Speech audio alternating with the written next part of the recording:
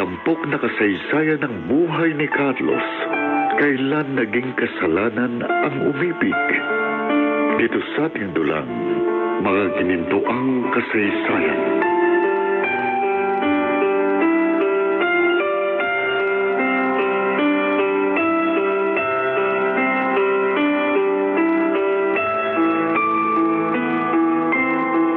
Angelica, napapansin ko, ilang araw ka nang balisak. Parang wala ka sa kondisyon. Masama lang po kasi yung pakiramdam ko. Lagi lang po ako nahihilot na dalawa. Ay, naku, ayan, naduduwal ka na nga. Ayan. Ala, ano ba nangyayari sa'yo? Meron nga po pala ako ipagtatapat sa inyo, Mama. Ha? Hindi ko lang kaagad nasabi. Bakit? Huwag mo sabihin sa akin, buntis ka. Opo, Mama. Ha? Buntis nga po ako. Sino ama? Si Gabriel ba? Baog po si Gabriel. Kaya imposible na po siyang magkaanak. Kung gano'n, sino ang ama ng dinadala mo? Si Daniel ba? Opo, Mama. Si Daniel nga po ang ama ng aking anak. May pinagsabihan ka naman ito? Sino pang ibang nakakaalam? Alam na po ni Gabriel. Kaya nga niya ako ginulpi dahil nabuntis ako ng ibang lalaki. Oh, Angelica, malaking iskandalo ito. Kaya nga po hindi ko sinasabi kahit kanino. Kahit po kay Daniel, hindi ko magawang sabihin. Pero hindi mo naman ito maitatago. At isa pa, karapatan na malaman nito ni Daniel dahil siya ang ama ng dinadala mo. Ano po ngayon ang gagawin ko? Hindi ko po alam kung paano haharapin si Sir Arnaldo. Pati na rin pa si Father Carlos. Dahil isa po itong malaking kahihiyan.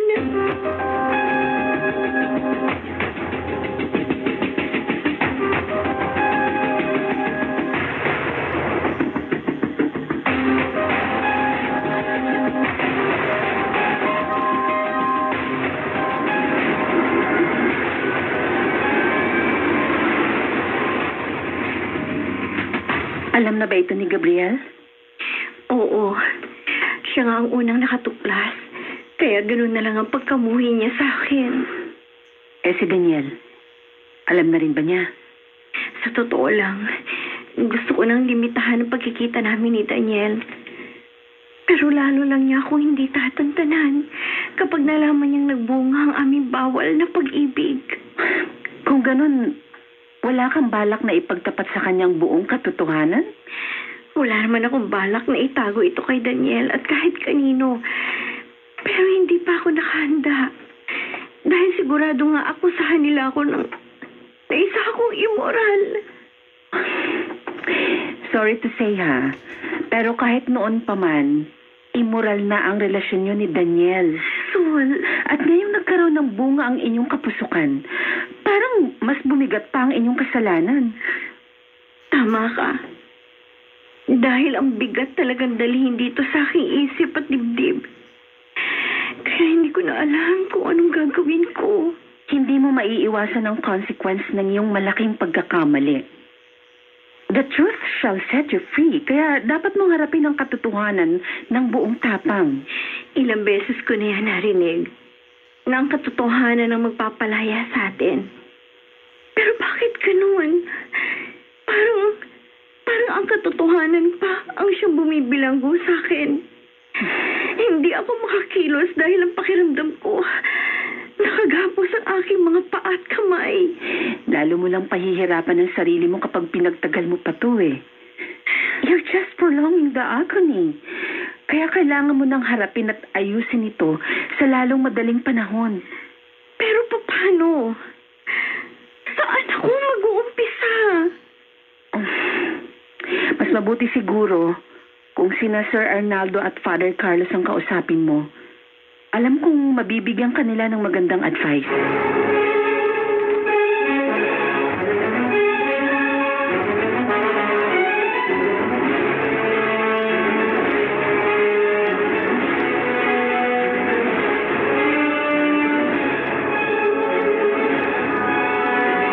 So, ano ngayon ang binabalak mo? Don't tell me, iba-blackmail mo yung kapatid at yung ama. Yun talaga gagawin ko. Hindi nila hayaang pasabugin ko ang bomba sa kanilang harapan. Ano naman ang hihingin mong kapalit ng iyong pananahimik? Kailangang ibalik ako ni Papa sa kumpanya. Paano ka makakabalik kung isinuka ka na niya?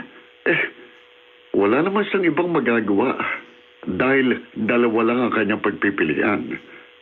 Ang ibalik niya ako sa kumpanya o mabilad sa kahihiyan ang paborito niyang anak.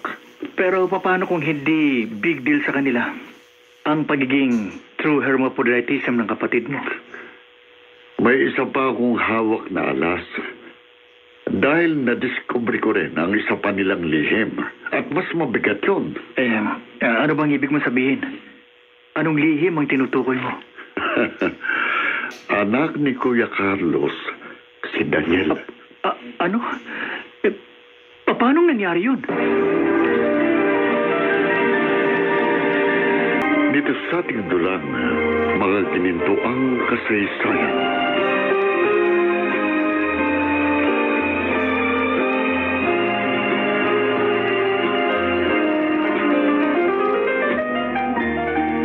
Ano ngayon ang pinabalak ninyo? Sasampahan ba ninyo ng kaso si Gabriel? Napakalaki ng atraso niya sa amin. Kaya hindi po pwedeng magsawalang kibo na lang kami. Opo, Father Carlos. Kailangan pagbayaran ni Gabriel ang kanyang kalupitan. Naiintindihan ko kayo.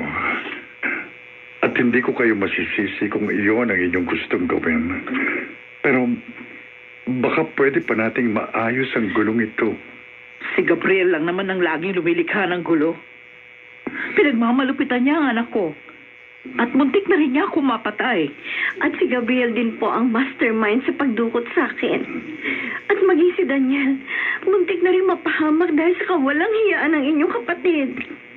Gaya ng nasabi ko, naiintindihan ko kayo dahil meron kayong sapat na dahilan para magreklamo.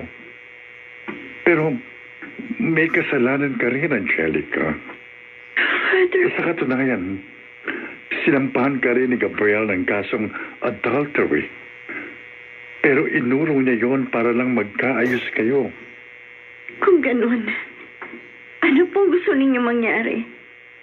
Umaasa po ba kayong magkakaayos pa kami ni Gabriel? Imposible na pong mangyari yun dahil... Dahil ano, Angelica? Sige, anak. Sabihin mo na kay Father Carlos ang buong katotohanan. Nasa itong buong diary ni Papa. Pero wala na akong matuklas ng ibang lihim. Pero okay lang. Dahil sapat ng aking nalalaman para mapilitan si Papa na gawin ang gusto kong mangyari. Ulit-ulit mo na lang binabasa yung diary ng papa mo. Naghanap kasi ako ng iba niyang lihim na pwede kong gamitin laban sa kanya. Masyado ka talagang determinado. Oo naman. Hindi ako basta-basta magpapatalo ng ganun na lamang. Pero ang tanong, paano ka makakakilos? Paano ka lalantad kung wanted ka na pala ng batas? Yun ang gusto kong alamin. Hindi ko alam kung ano na ang ginawang hakbang ni na Mama at Angelica laban sa akin. Kaya nga mag-iingat ka. Baka isang araw paglabas mo, bigla na lang may dumakip sa'yo. Hindi bale. Hindi naman ako nagmamadali. Kailangan lang na plansahin kong mabuti ang aking plano. At titiyakin kong hindi ako sasablay.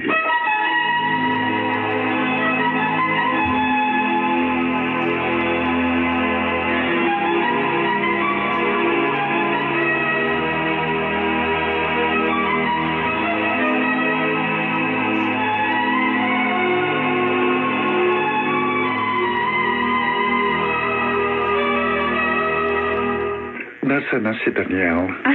Nasa ospital po. Ngayon po kasi tatanggalin ang benda niya sa braso.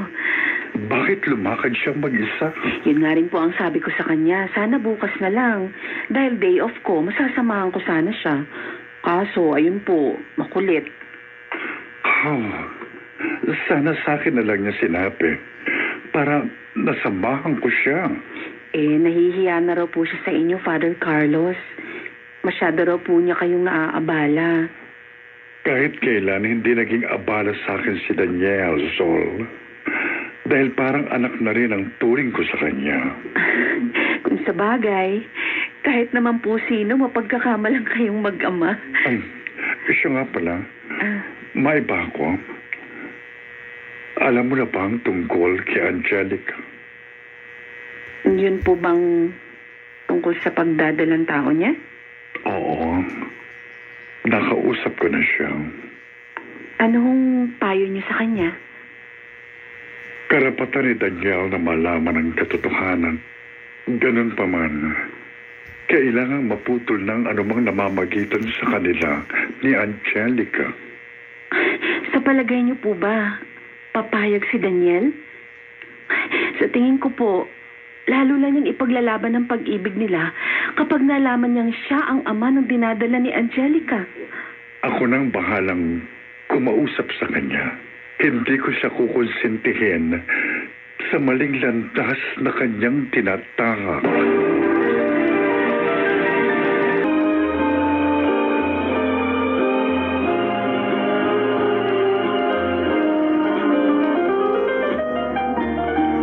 Hindi pa rin ako mapalagay.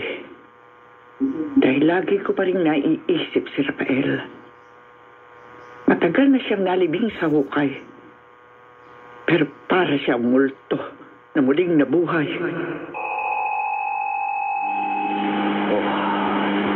Ang hirap naman magmotorsiklo kapag gabi. Hindi ako sanay.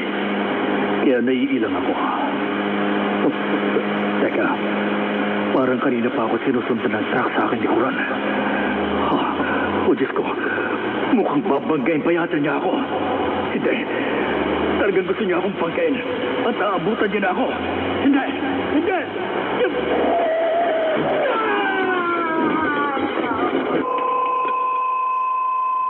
Ate Agida? Oh, nakatulala ka na naman. Don't tell me. Si Rafael na naman ang iniisip mo. Ewan ko. Ewan ko kung bakit lagi niya binugbulabog ang pananahimik ko. Baka naman nakukonsensya ka lang. Or should I say, meron ka ba talagang konsensya? Pwede ba, Maita? Huwag mo nang dagdagan ang sakit ang ulo ko. Sabi ko naman sa'yo, ate, hindi mo matatakasan ang ginawa mong krimen. Oo, maaaring maabsuelto ka sa mata ng batas, pero hindi sa mata ng Diyos. It was a perfect crime. Ang buong akala nila, isa yung aksidente. Pero ang totoo, sinadya mo ang buong pangyayari. Nagawa ko lang yon dahil tinraidor ako ni Rafael. Sinira niya plano ko. Ang buong akala ko, nagkakaintindihan kami. Pero nagkamali ako. Gusto ninyong kunin at kupkupin ang anak namin ni Carlos? Huwag ka mag-alala. Dahil ituturing ko siyang tunay na anak. Magiging maganda ang buhay niya sa poder ko. Pero hindi naman yung ganun kadali. Paano ko yun magagawa? May kinausap na akong kumadrona. Siya ang magpapaanak kay Carlos at siya ang magiging kakutsaba mo. Ano? Nakakaintindihan ba tayo? Ang ganda na sana, Maita. Pumabor sa akin ang mga pangyayari dahil kambal ang naging anak ni Carlos. Pero kung sakaling sa'yo nga napunta si Daniel, ituturing mo ba talaga siyang tunay na anak? Oo naman. Dahil na mga sandaling yun, nangungulila pa rin ako sa nawala kong anak. At si Daniel sana ang papawi sa aking pangungulil at lumbay. Pero nagbago ang isip ni Rafael. Dahil itinago niya at itinaka si Daniel. Siyempre, anak ni Rafael si Daniel. Kaya hindi niya yun kayang ipamigay ng gano'n na lang. Kaya nga gano'n na lang ang pagkadismaya ko. Pinagbantaan pa niya ako. Isusumbong ako kay Arnaldo. Kaya yun, napilitan akong iligpit siya. Pero hanggang kailan, ate? Hanggang kailan mo maitatago ang ginawa mong krimen? Wala akong dapat itago. Dahil ang buong akala ni Arnaldo ay siya ang nagpapatay kay Rafael. Naalaman ko ang kanyang plano. Kaya inunahan ko siya. Gusto ko kasing ako mismo ang maglikpit sa Judas na yon.